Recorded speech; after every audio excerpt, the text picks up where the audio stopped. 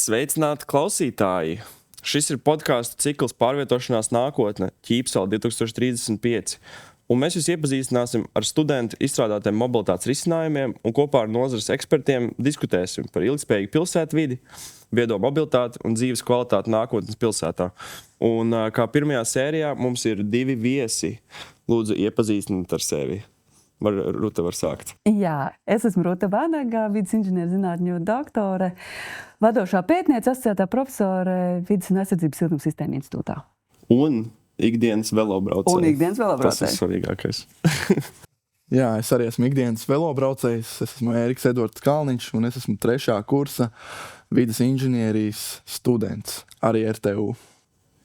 Mēs te laikam esam savākušies, lai parunātu par mūsu starpdisciplināro projektu, kas mums bija pagājušajā semestrī. Varbūt Ērika tur pastāstīt, kas mums tur bija jādara, pa ko bija. Jā, tas vispār ir laikam jauns kurs vides inženierijā, ko Vasija ir izstrādājis. Diezgan interesants kurs, kur studenti var risināt tātad šīs mobilitātes problēmas. Un mūsu komandai Velotraks iekrita tieši risināt velobraucēju tātad mobilitātes problēmas. Un īstenībā bija diezgan interesants kurs. Bija forši, ka bija piesaistīti daudzi cilvēki ārpus RTU, tātad no Rīgas domas departamenta un citi dažādi eksperti, kas bija pēc tam žūrijā un kas mūs arī vērtēja. Jā. Un jā, mums bija gājēji, publiskais transports. Ūdens transports. Jā. Un tad bija arī autobraucēji un vēl, man liekas, ja? Jā, jā. Kaut kā tā. Jā, un sabiedriskais transports, laikam minēja. Jā. Tu arī, tu nāci pie mums? Es neatceros, kā tur bija. Nē, es biju jau eksperts. Tā, ka viss bija gatavs, es nācu skatīties, kas tad jums ir sanācis. Un kā bija? Interesantais, man liekas, šajā kursā bija tas starpposms un gala posms, kur starpposmā tika tā kā prezentētas tās pirmās idejas, un liels bija tā kā tiešām liels pārsteigums, ka pēc ekspertu komentāriem un droši vien arī tā kā grupas biedru un citu grupu komentāriem, ka pēc tam tajā nākamajā, kad jau bija tā kā tās fināla prezentācijas, bija tiešām liels tā kā tāds izrāviens, kur bija daudz labāki tie priekšlikumi, pārdomātāki prezentācijas, pārdomātākas, un arī tā kā paši dalībnieki jutā, tā kā likās, ka ir pārliecinātāki par to, ko viņi grib pārdot žūrijai, kas tas ir, ko viņi ir izdomājuši. Un kā tu vērtētu tās pašas idejas? Ir tiešām ieviešamas? Idejas, pirmkārt, manuprāt, ir tas, un es domāju, ka varbūt tas ir tas, uz ko atsauc Ēriks, ka students padomā par kaut ko viņš nekad nav domājis. Un tā kā tā starpdisciplinaritāte un ārpus, teiksim, varbūt tā studiju virziena, bet tā kā plašākā ietvarā, gan kā sabiedrības loceklis, kurš kaut ko grib piedāvāt, kurš redz kaut kādas, teiksim, problēmas, gan arī kā inženieris, kuram ir tad jāķerās klāt tā kā tiem risinājumiem. Un tāpēc, tas man likās, un caur šo prizmu, gan caur to inženieru tehnisko, kur domāt, gan arī par to, ka es esmu kā sabiedrības loceklis, es arī esmu šeit līdzdalīgs. Manuprāt, tur bija daudz izmantojumu feature, ideju. Jā, es vienkārši iesāku to ideju tēmu. Es gribēju, lai Ēriks arī pastāst par savējo. Jo mēs jau, man liekas, ka mēs visu kursu zinām, ka tu brauc ar riteni uz skolu un tā. Un tad, man vienkārši interesē, vai tas bija speciāli, tu izvēlējies, ka riteņbraucēji to grupu, vai tas tev vienkārši tā iekrita, kā tur bija? Protams, kad man tuvāk bija tā velobraukšanas tēma, es jutos tā kā spēcīgāks tajā tēmā, un arī kursabiedrs Andris, viņš arī ir aktīvs velobraucējs, un tad mēs sākām 2. Jā, bija sākumā mazākas komandas pa 2, un pēc tam tātad šajā vidējā konkursā semestrī bija tātad apvienošanās ar komandām. Tātad spēcīgākās idejas viņas virzījās tālāk ar jau lielākām komandām. Un tad tā mūsu ideja bija, lai motivētu cilvēkus braukt ar velo un lai piesaistītu jaunus braucējus, tātad izstrādāt šo sākumā konkursu, tātad izaicinājumu starp studentiem, kur viņi var sacensties, piemēram, nevis sacensties, bet sasniegt mērķi, lai iegūtu tātad šo balvu, kas būtu, piemēram, neliela stipendija, vai no atbalstītājiem, sponsoriem kāds velo tur ķiveri vai cimdi vai kas līdzīgs. Un tad tad mēs sākām domāt, kādi vēl ir tie varianti, kā piesaistīt jaunas velobraucējus. Tad šie ventilējumie skapīši, tas bija tas, uz ko mēs arī aizgājām. Jums jau bija arī prototips. Jā, mums bija arī prototips, jā. Tāds mini 1:2 proporcijās. Tātad šis skapīts, kurš tā kā motivētu esošos velobraucējus braukt arī sliktos laikapstākļos, lai to arī izžravēt tādas savas drēbes. Un lai arī varbūt piesaistītu jaunos braucējus, ka viņš redz, ka viņš paiet garām šim skapītim, ka viņš padomā, tad es tomēr varbūt gribu pamēģināt braukt ar velo, jā, jau tas ir tik aktuāli, ka tam ir pilnīgi veltīts skapīts. Jā. Un tas tev nāk no ikdienas pieredzes, braucot uz tejienu, tās vajadzības, ko jūs sapratāt? Tas ir tās drēbes, piemēram, viņas jau tev varbūt arī ūdens izturīgas, bet es teiktu, 1 no 10 varbūt labi, ja tāds ūdens izturīgās drēbes ir. Un tad, ja tu gribi, piemēram, 2 lekciju laikā, lai tās drēbes izžūst, piemēram, šis pats džempers pavasarī, jā, jo tu jau pavasarī nebrauks ar džemperu, ar jaku, ar lietas mēteli, jā, tad tu būs ļoti karsts, un tad tāpēc tu brauc ar bišķiņu plānākām drēbēm, bet ja viņas salīs, tad ej un izžāvē viņas lekciju laikā. Cik es atceros, arī bija diezgan populāra šitā ideja, starp žūrijas locekļiem, jo viņi bija, man liekas, ka pirmā vieta bija jums tieši no riteņbraucējiem. Mēs beigās dabūjām pirmo vietu, jā. Mēs arī piedalījāmies Klimatona hackathonā, ko organizē RTU un Zinātnes inovāciju centru, un tur mēs dabūjām 3. vietu, jā. Ruta, tev liekas šī laba ideja? Noteikti. Man tā kā tas jūsu piedāvājums bija komplekss. Tur bija gan tie challenge, izaicinājumi, gan arī tā kā skapītis. Un man patiesībā no šiem 2, ja es kā velobraucējs es jau esmu iegrozījusies. Es neesmu piesaistāmais, vai ne? Bet tie izaicinājumi, kurus tā kā sasniegt, tas ir tur tāds spēles elements, un ja kaut kas par to pienākas, vai ja tas ir, teiksim, tāds popularitātes veicināšana, tad mani vairāk uzrunāja tieši tā kā tie challenge, bet tādai jaunu velobraucēju piesaistīšanai, iespējams, jā, ka tāds skapīts būtu, varbūt, ka tas ir tas pēdējais piliens, kas, tad attur, kā tad es tur, kur tad es tur nolikšu, un kā tad es tur būšu saslabs, un viss, ka tā kā ķeksīts, jo tie, kas jau brauc, tie ir, tu arī brauc, un visādi, tā būtu patīkama ekstra, bet tas nav izšķirošais, vai ne?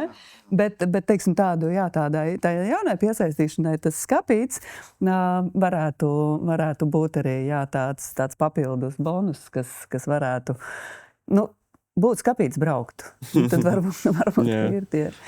Kā jūs vispār vērtējat braukšanu uz Ķīpseli ar velo, vai ir kur nolikt savus riteņus, vai tā tālāk, vai ir vispār veloceliņi? Kāda ir tā pieredze kopumā? Es pēdējos gados esmu braukusi no 2 pusēm. Es esmu braukusi no Daugavas labā krasta un no Daugavas kreisā krasta.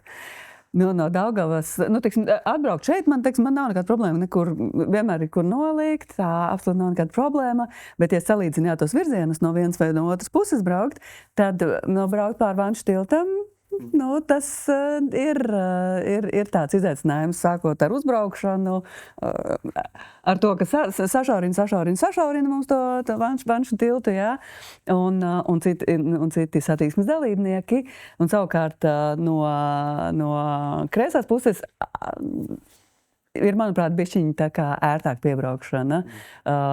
Neskatoties uz to, ka kā veloceliņi no tās puses mūs ved, bet tur visi līkumi un tā.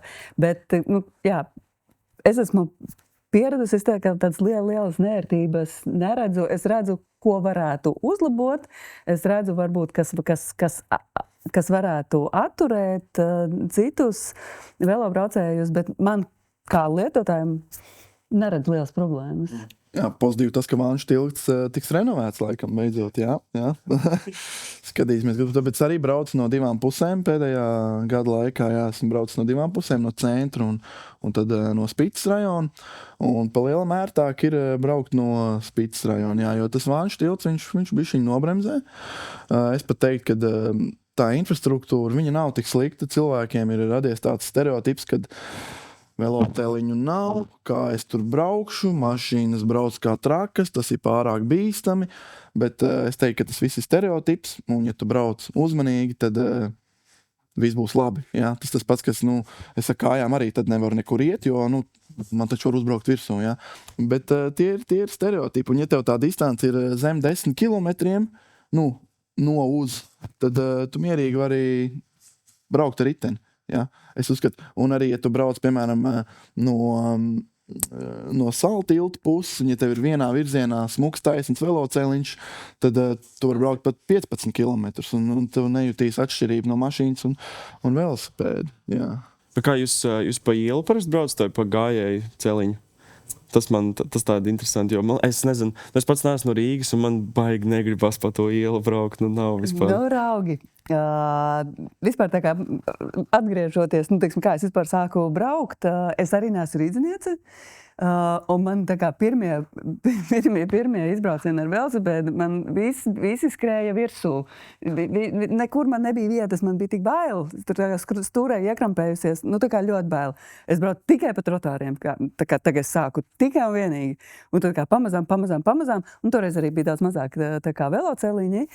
Un tad pamazām, tad tu tā sāc apjaust to savu ātrumu, kur tu pats tur ieraksties, pats savus gabarītus, un pamazām jau sāc tā kā, šiten ir droši. Un tā kā tas, kur tu jūties komfortabli, kā tu vari sevi, kā atrast to savu vietu tajā struktūrā. Es braucu pārsvarā, tad es šobrīd braucu no kreisā krasta. Tur ar veloceliņiem uz Ķīpselu ir švaki, bet tas nenozīmē, ka viņš nav braucams. Un es braucu daļu, es braucu pa braucamo daļu, un daļu es braucu pār Zunda kanālam, es nebraucu pa braucamo daļu. Tu brauc?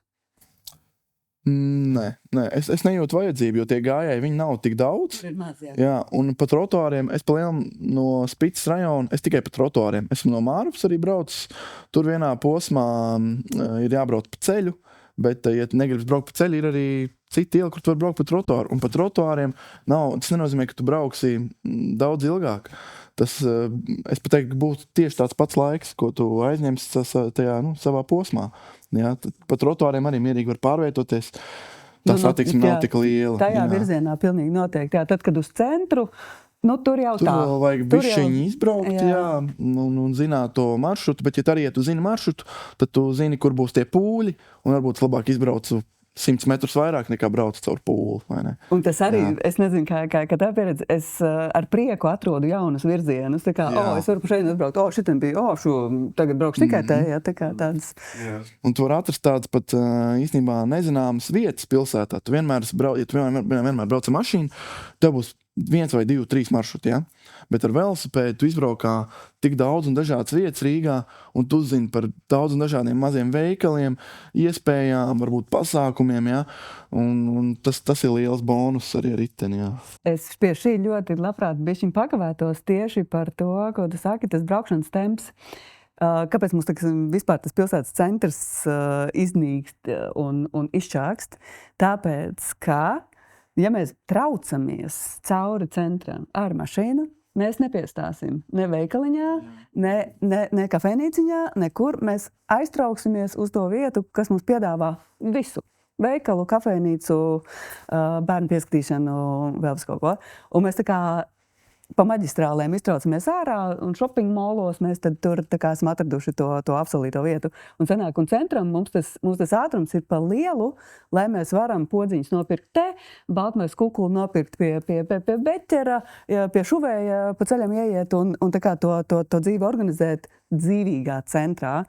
Un tas ir tas ātruma samazināšanas skaistums. Tieši tā var gan afišu izlasīt, gan piestāt, paķert smalkmaizīti, gan tā kā paviesoties daudzās mazās,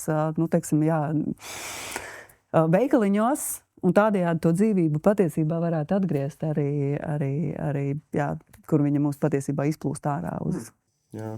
Jā, un viens arī spēcīgs arguments varbūt no cilvēkam ir ģimene. Viņš saka, kā tad es piestāšu veikalā ar velosipēdu, es tur visu to nevaru aizvest, es tur braucu, man tur mājas ir tālu, es arī te neko nevaru aizvest. tā ir arī taisnība. Ja tev ir liela ģimene, tad automašīna, protams, ir vajadzība. Ja? No tā nevar izbēgt. Bet, ja tu vari spēt izmantot viņu retāk, vai, piemēram, šie īsie braucieni, lai vienkārši izkustētos ar velosipēdu veikalu ar mugursomu vai to pašu groziņu, tad šie mazie pirkumi, kas īstenībā ir arī ļoti bieži, ja? Tad, jo bieži vien ir tā, ka mums mājās kaut kas beidzās, jāaizbrauc uz veikalu, cilvēks tās 3 minūtes ar mašīnu vai 5 viņš brauks ar auto. Bet tā vietā viņš varētu braukt arī ar velospēdu šos īstās distances. Un arī šeit, manuprāt, ļoti labi iespēlēs koplietošanas auto.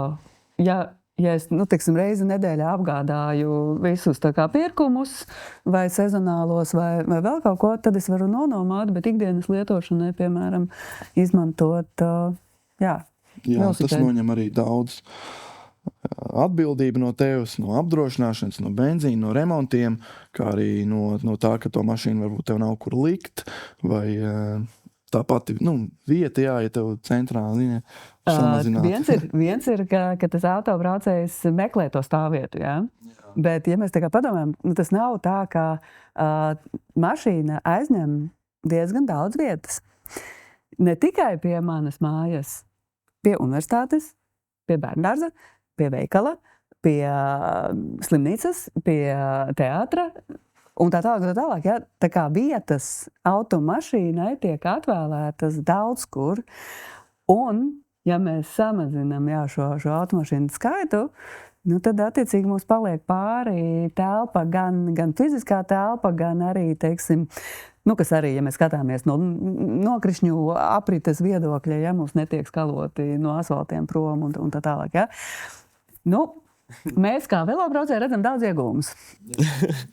Es tagad klausījos, un es varēju just, ka tu par šo tēmu esi daudz domājusi vai strādājusi. Es minu. Jā, tā tad arī, ja, kā gan studentu kontekstā, es jau arī esmu gan sabiedrības loceklis, gan pētnieks. Ja?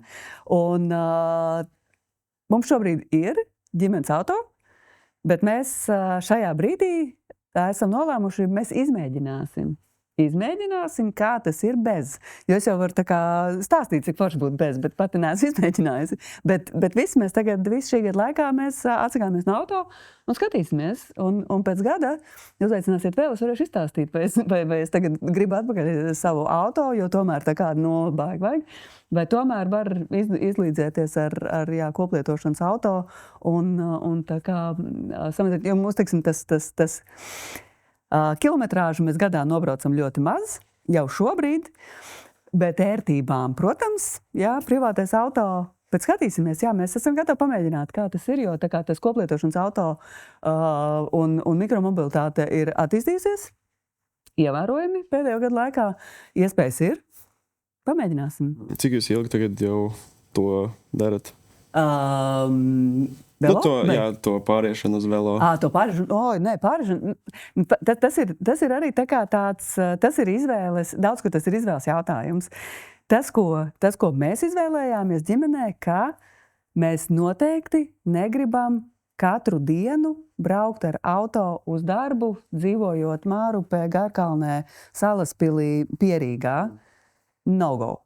Ja, ka tas mūsu ikdienas, mēs tādu esam izvēlējušies, ka mēs gribam, lai uz darbu mēs pārsvarā varam aiziet ar kājām, ar velosipēdu, ka tas ir vai sabiedrisko transportu, ka tas ir tādā pārskatāmā attālumā. Un tas ir izvēles jautājums, jā. Un tāpēc šī pārēja faktiski mēs nekad nebijām tajā galā, kas brauc katru dienu uz darbu ar auto. Nav tā, ka es nebraucu. Es varu, protams, 15 minūtes iekonomēt kādreiz, kad kavējos un ir jābrauc, vai ir kaut kādi citi pēc tam tie braucieni, bet un vienkārši mēs redzot, cik tā mašīna vienkārši stāv, mēģināsim bez. Erika, tev ir mašīna pašam? Es pats arī braucu ar mašīnu, jā, bet es tik un tā izvēlos it īpaši labvēlīgos laikapstākļos braukt ar riteni. Arī nelabvēlīgos es braucu, arī lietainās dienās braucu ar velosipēdu. Bet man ir auto tādēļ, jo esmu arī futbola treneris, un man ir jābrauc uz Lapmešu ciemu 2 reizes nedēļā. Un tas laiks, ko es pavadītu, ja es brauktu ar vilcienu, tad no vilciena stacijas, kur tas stadions ir ļoti tālu, tad tas būtu pārāk ilgs, un es kā students to nevaru atļauties. Jā. Man jautājums tātad ir 26. gadā, 6. februāris, ārā ir turējies mīnus 15 grādi 3 nedēļas. Vai tu brauc vēl ar velosipēdu? Pašlaik es nebraucu ar velosipēdu, bet tas ir tāpēc, ka es vadāju daudz dažādas materiālus mašīnā, bet man nebūtu arī problēmas braukt šādā laikā ar velosipēdu. Piemēram, pagājušajā ziemā, arī kad bija tie lielie mīnus vienu brīdi, es arī braucu ar velosipēdu, man tas nebija problēmas. Arī sniegs, es kaut kā izmaļos cauri viņam un ir labi, bet komforts ir zemāks, protams, tādos laika apstākļos. Es vairākus gadus esmu braucis visu cauri ziemu ar velosipēdu. Vairākus gadus nebija arī sniega ziemā, varēja braukt visu cauru gadu.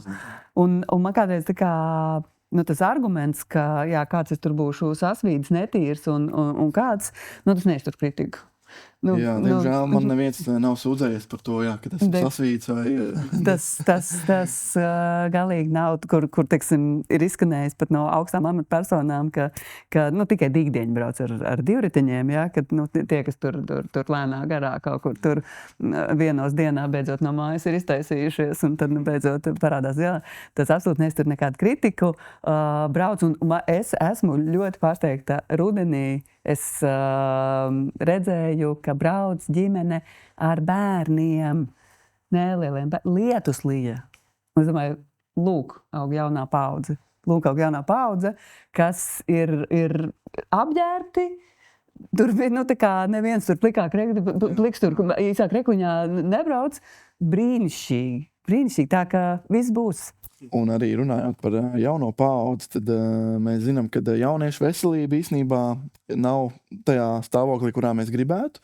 Un arī tīpaši, ja valstī tagad mērķis ir tā aizsardzība, un ja mēs redzam, ka puse atbirums ir no veselības, tad audzējot jau nākamo un esošo paudzi, tad integrējot vidi, kur viņi var būt fiziski aktīvi ar velosipēdiem, un braucot ar velosipēdu ne tikai iegūst šo veselību, bet tev arī prāts labāk strādā, vai ne, jo mēs bagātinam viņu ar skābekli, tieši pirms lekcijām ir tīpaši, ja? Tu arī ietaupi naudu, vai ne? Tu ietaupi naudu, protams, ja salīdzinām ar autobraukšanu, tas ir vairākkārtais iegūms, ja? Vairākkārtais. Tu iegūsti laiku, tātad laiks, nauda, veselība, ja? 3 lietas, ko mēs iegūstam braucot ar velosipēdu, un es domāju, tas visiem mums ir ļoti būtiski. Ja? Tātad šis laiks, ko es ietaupu tīpaši pīķa stundās. Ja? Ja es skatos, tur Google mapā ierakstīt, cik ir no manas lokācijas līdz manai darba vietai, mācību vietai, vai kuras vēlas nokļūt, cik tas aizņemt ar mašīnu, un ierēķināt, cik vēl man ir ar kājām jāiet no stāvvietas, vai kamēr es atrodu stāvvietu, un salīdzināt piebraukt ar riteni tieši pie durvīm, tad tas iegūms īstenībā ir liels. Sarēķinām, cik tas ir gadā, un jo vairāk laika mēs ietaupam, jo sabiedrība vienkārši jūtās labāk, tad ir labvēlīgākas attiecības gan ar citiem, gan pašam ar savu mentālo veselību. Arī tas ir pierādīts, ka fiziskas aktivitātes arī veicina labu mentālo veselību. Jo es varu tieši arī apstiprināt, ka man līdzīgi braucot, es esmu skatījusies, braucot ar sabiedrisko transportu, braucot ar velosipēdu vai braucot ar auto. Pat ja 5 minūtes pēc aplikācijas, piemēram, tur ir 5 minūtes nosteigā, bet ņemot vērā, ka būs vēl tā kā mašīna jānoliek, būs vēl tur jāizkap, būs vēl mašīna ciemā jānotīra. Ja? Tā kā tas patiesībā, ja tas nav braukšana no Mārupes, tā kā no Pierīgas, tad tie laika ziņā nav liels zaudējums.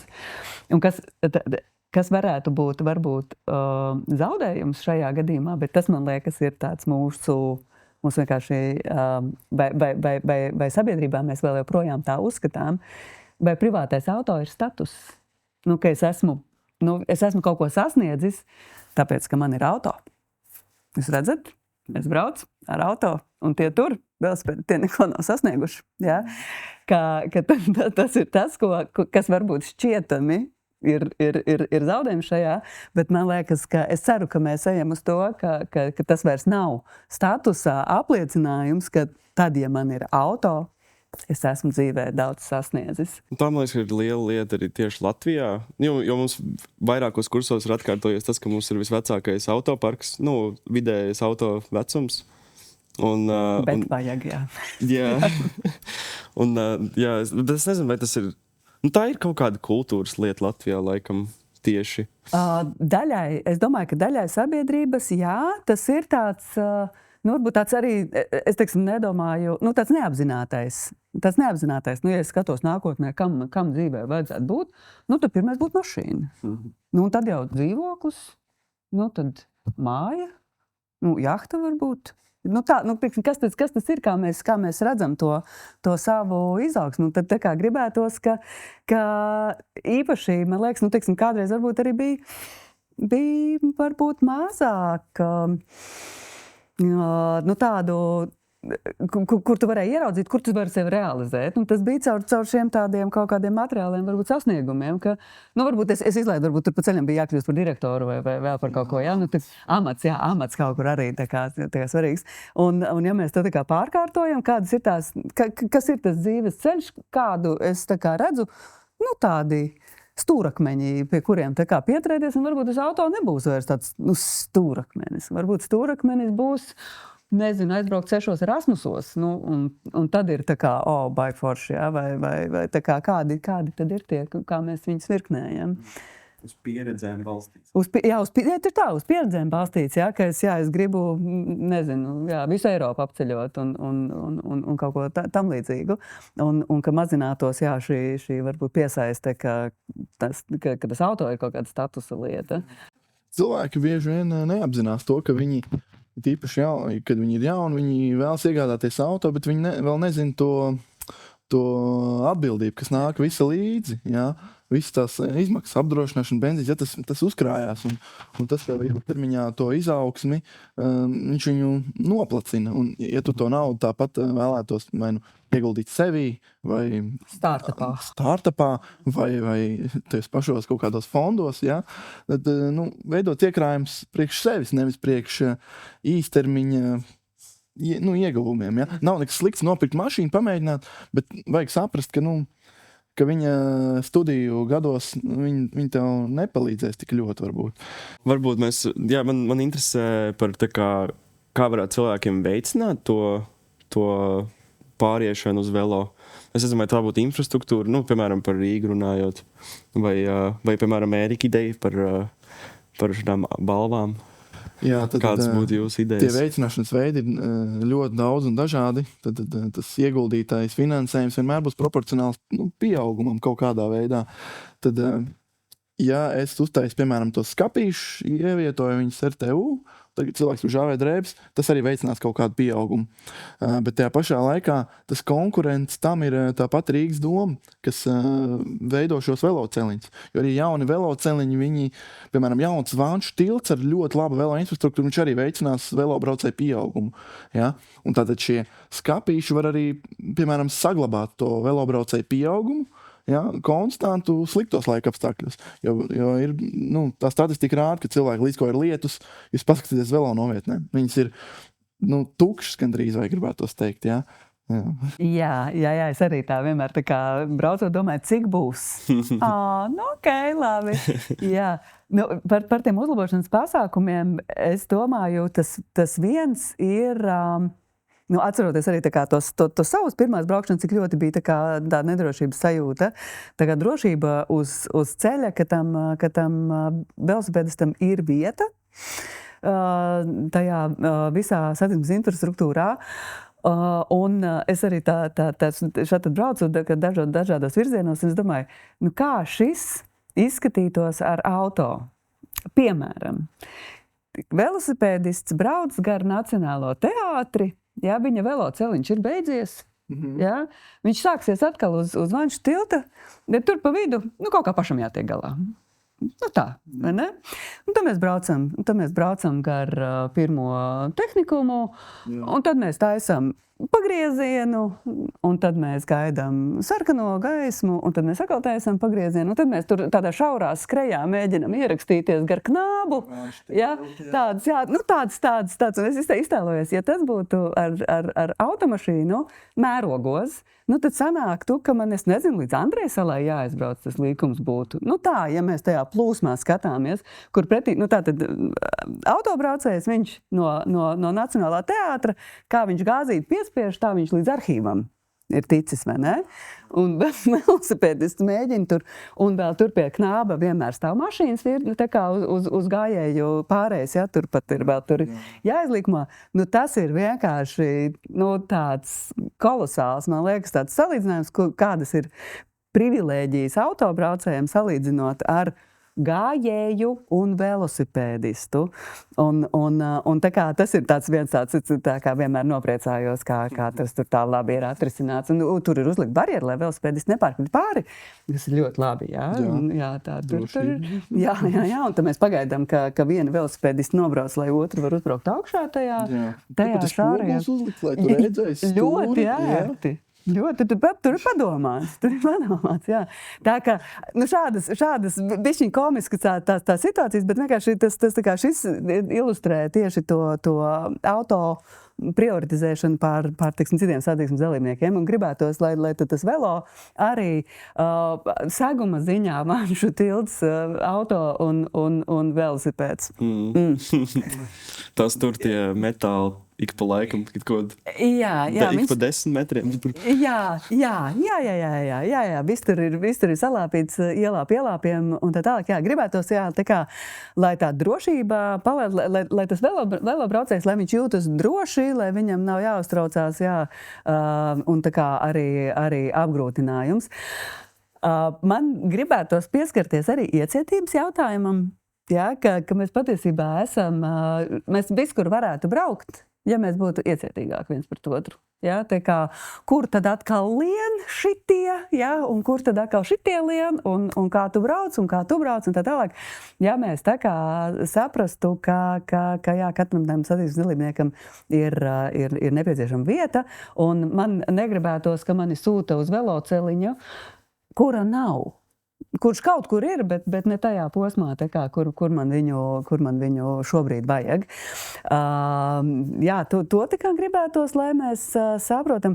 Vēl, ja mēs tā skatāmies, tā Rīgas doma jau ir arī mēģinājusi, pat citās pilsētās es neesmu tik daudz ar velo braukus, nezinu, varbūt tev ir pieredze, bet mēs redzam, Rīgas doma mēģina to satiksmi nomierināt, ir stabiņi, ir viss kaut kas varbūt nav ar lielu sajūsmu uzņemti, bet tie ir tādi soļi, kas palīdz samazināt ātrumu, un ja mēs samazinām ātrumu, tad kopā mums tā kā ir lielāka drošība uz ceļa, gan kas attiecas uz velosipēdistiem, gan kas attiecas uz gājējiem.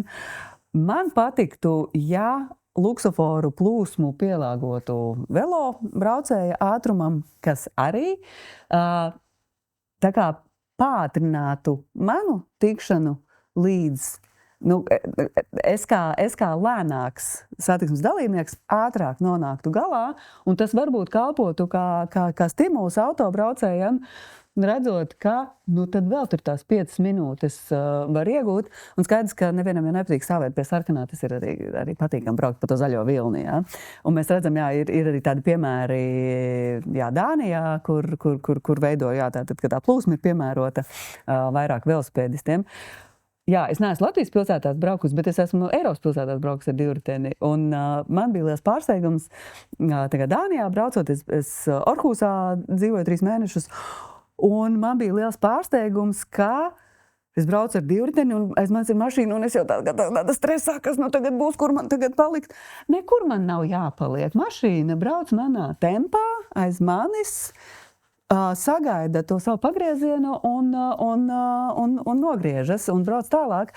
Tāpat arī, Innsbrukā es labprāt izmantoju to iespēju nonomāt Eiropas pilsētās divriteņus, vairāk var redzēt, visu kaut ko var izbraukāt.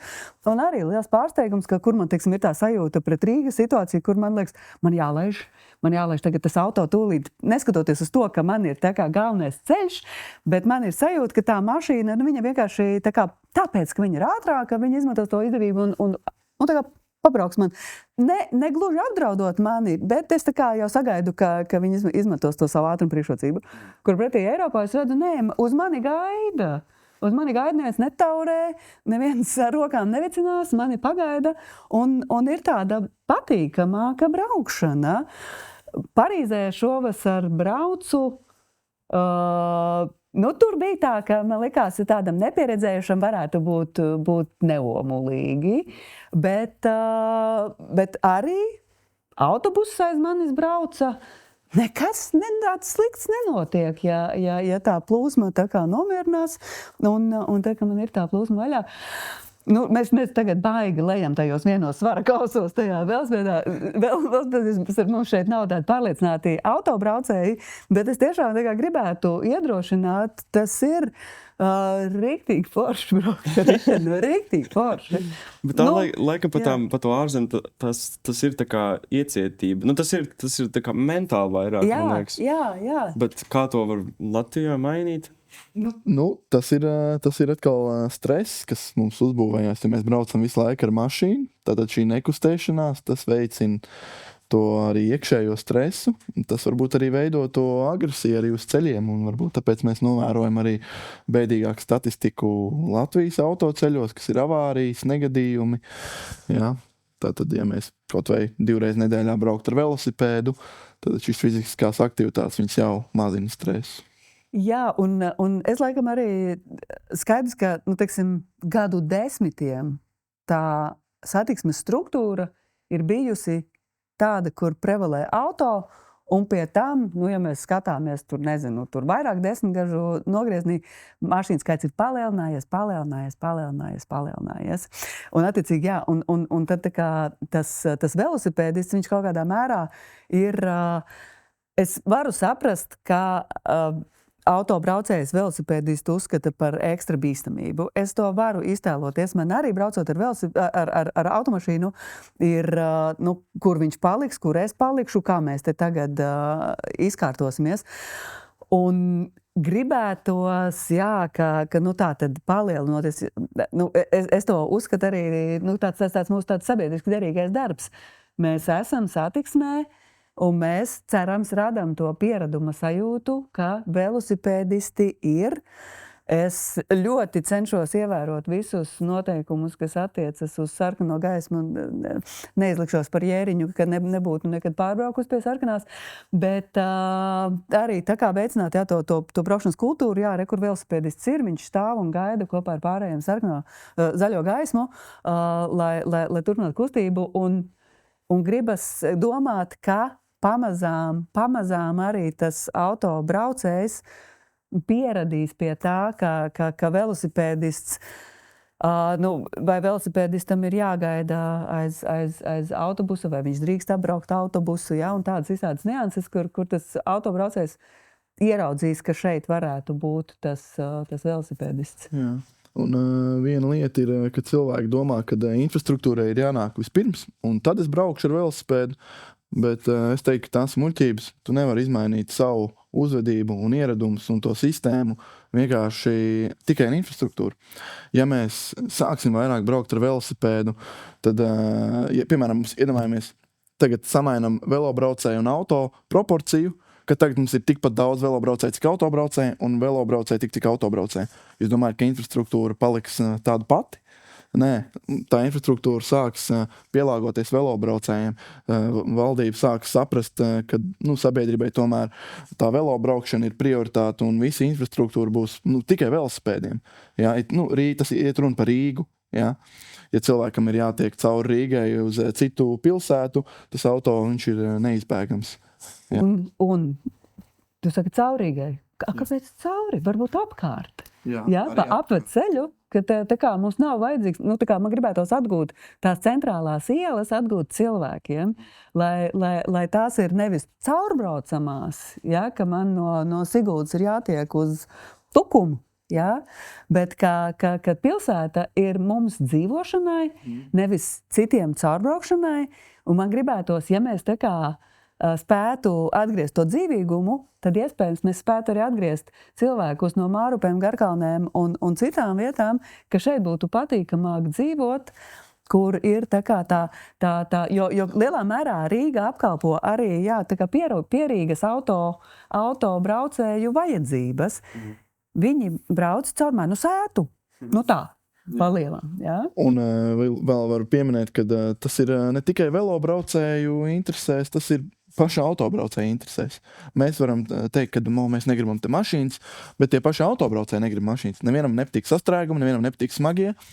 Un, piemēram, ja valdība ieguldītu tur to centos miljonus jaunā ceļā, jaunā tiltā pār Daugavai, kas būtu tur 3 kilometri no Vanžu tilta, varbūt uz ziemeļu vai dienvidu pusi, tā satiksme jau mazinās, un cilvēki to laiku, kur viņi iegūst, izbraucot cauri ātrāk, tas veicina atkal sabiedrības apmierinātību ar dzīvi Latvijā. Ja es dažas reizes braucu, nevis katru reizi, bet dažas reizes braucu, un mēs jau esam tā kā... Bet tas viss prasa ieguldījums un labi. Varētu būt, varbūt tā kā ir tas ikgadējais neapēt zemeslodi, izaicinājums.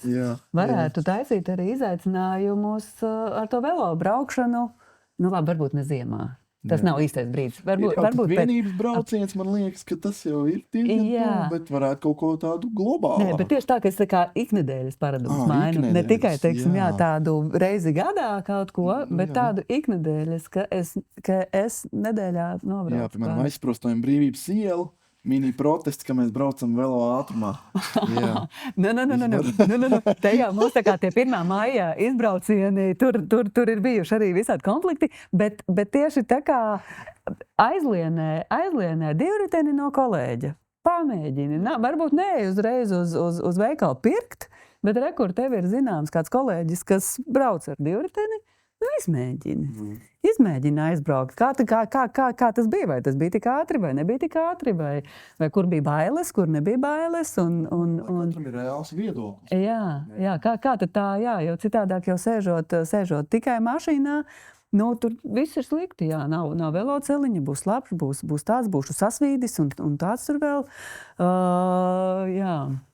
Es ritīgi sapriecājos, ka jūs sākāt runāt par to nākotni, jo man viens no plānu punktiem ir tā pārvietošanās nākotne Ķīpselā 2035. Mēs varam pafantazēt, ko jūs gribētu redzēt 35. gadā Ķīpselā saistībā ar velo infrastruktūru vai velo braucējiem, kas būtu tāds plānu punktiņi. Ķīpselā pa lielam ar mobilitāti nav problēma, es tā domāju. Viss ir pieejams, tā satiksme nav tik intensīva, ir veloceliņi 2 virzienos, lai tiktu uz fakultātēm, var nobraukt no tilta. Protams, vienmēr var būt uzlabojumi, bet es teiktu, ka tā galvenā problēma ir tikt uz to Ķīpselu. Ja? Un Ķīpselā, protams, es redzu tos ventilējumos skapīšus, kas var izžāvēt savas drēbes, novietot riteni droši, ja? Un varbūt tiem pašiem vidas inženieriem, kā studentiem, varbūt tajā mācību programmā iekļaut kaut ko, kas ir saistīts ar velo braukšanu, varbūt tātad šī savas pilsētas izpēte vai sava maršruta izpēte, tātad šie plusi, mīnusi, varbūt tātad šis kursdarbs varbūt balstīts tieši uz šo velo braukšanu. Šis jaunais mācību programma, viņa ir ļoti laba, bet līdz ko tu vari praksē to pieredzēt, tev ir pilnīgi cits viedoklis. Jā. Mans sapnis būtu, ka es piekrītu, ka tā tikšana uz Ķīpselu un Ķīpselā tās ir velosipēdu pārliecības, gan mums tā satiksme ir mazāka, ka tāda problēma nav tik aktuāla, bet vienalga mēs redzam, ka uz Ķīpselu kā uz mērķi brauc arī ar automašīnām, un tad tas mans tālais sapnis būtu, ka tas automašīnu skaits ir samazinājies, ka mums nevajag braukt pa abiem, ka Zunda posmā ir aiztaisīts posms ciet, un ka pusdienās no pusdienu laikā studenti nevis šeit tā kā varbūt iekšpagalmās mēģina atrast vietas, bet mēs tur tā laiskojamies Zunda krastmalas, noscīt no pludmali, bet kanāla malā pulcējamies, apēdam savu līdzpaņemto pusdienu trauciņu vai vakarā pasēžam ar kolēģiem, kurā ir prieks uzkavēties, ka es gribu šeit uzkavēties un baudīt to pilsētas, un šeit jau gandrīz tāds mazpilsētas mums tāds mērogs. Tas būtu tāds mans sapnis, ka ir aiztaisīts kaut kādā posmā ciet, un ka tas ir brīvai tādai piekļūšanai un sasaistei ar krastmalu, kāds mazs varbūt kafijas punktiņš vai maizīšu punktiņš. Nav jau problēmu arī ēst uz vietas, bet vienkārši tu vari iziet ārā pastaigāties. Jā, iziet ārā pastaigāties vai to pašu paņemt kafejnīcā pusdienu trauku un iziet ārā pasēdēt. Tas man gribētos, ka mēs iegūstam to vietu, kur mēs baudām to pēcpusdienu kopā būšanu un Tas, manuprāt, sasaistās ar to Zunda kanāla tiltu, kas ir gājējiem un velo plānots. Jā. Tur ir uzreiz attīstība krastmalā. Tur migrēs ļoti daudz cilvēku, kad tas projekts būs jaunais tilts. Es domāju, tur būs liela migrācija. Jā, un tur tālāk, vai jūs zināt, ka tātad Zunda kanālā sanāk kreisajā pusē, tur ir arī tāda laivu piestātnīte. Jā, mums šeit ir laivu piestātnīte. Jā, tā kā ka attīstītos tāda, ārpus braukšanas ar auto, tā kā citas opcijas, un ja mums tur būtu laiva piestātne, varbūt kāds veidot, jā, ka mēs iegūtu tā kā papildus. Manuprāt, arī tur tas sanāk Namēja krastmalā, Durbes iela, Raņķa dambis, kur ir tas, tieši pāri pa Zundu, tur ir tas zāles placīts, kur šobrīd ir vienkārši metāla žoks uzlikts. Šitas man ritīgi nepatīk, jo tur jau tā kā brīnišķīga vieta, tur varētu kaut ko tajā. Kreisajā pusē? Sanāk, jā. Tieši pāri Zundam. Jā, tur... Nekā tur nav. Kad es studēju, mums bija daudzus gadus atpakaļ, mēs jau zīmējām priekšlikumus, kā vajadzētu tam kā tai vietai vajadzētu izskatīties. Mēs jau esam ļoti tuvu. Tas prasa ilgu laiku, jā. Un es vēl varu atgriezties pie tās velo braukšanas un tiem velo skapīšiem, kad īstenībā tas ir arī pašā RTU interesēs, kā sasniegt šos reitingus un to statusu iegūt universitātei. Jo mēs zinām, ka universitātes savā starpā viņas ļoti, ļoti sacenšās gan par šiem reitingiem, kas ir gan mācību sasniegumi, gan arī cik iekļaujoši vidi ir studentiem, cik dažādi studenti un kā viņi tiek uz universitāti. Un kādi, visi izmeši un viss. Un šie skapīši un gan velobraucēji šos reitingus viņš viņus paceltu. Tātad universitātei tie reitingi būtu uzreiz augstāki. Un man vēl gribas piebilst, mums patiesībā bija vienu gadu jau uzorganizēts Jāņu pasākums. Krastmalā bija aiztaisīts ciet, bet togad lija. Togad lija un pasākums bija ļoti maz apmeklēts. Bet tas, ka jāpatur prātā, ka visam šim ir jāpārvar inerce. Ja mēs skapīšu noliksim, nebūs pirmajā dienā visi skapīši pilni. Nebūs. Tur būs. Galvenais ir nenoņemt, kamēr cilvēki nav attapušies. Jo, redz, 2 nedēļas noturējām, nevienu nevajag, lai ņemam nost, atbrīvosim telpu. Kad ir jāpārvar kaut kāda inerce, ka bija kaut kādi apstākļi, kāpēc varēja, nevarēja. Lietus lija vai kas. Es ļoti ceru, ka Zunda krastmalā atkal Jāņos taisīs ciet un pulcēsies mācību spēka studenti un svinēs svētkus. Ir jāpārvar kaut kāda inerce. Jebkurš, neviens no pasākumiem nedos tūlītēju reizinājumu velobraucēju skaitā.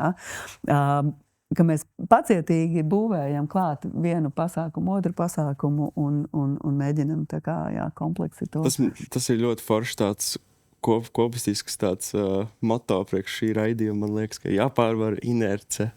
Jā. Un man pēdējais jautājums jums ir. Tālāk nāks Kristiāna, viņa stāstīs par ūdens transportu.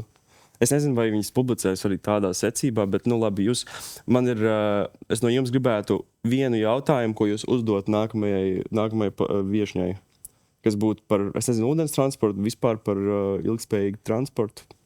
Kā jūs vēlaties?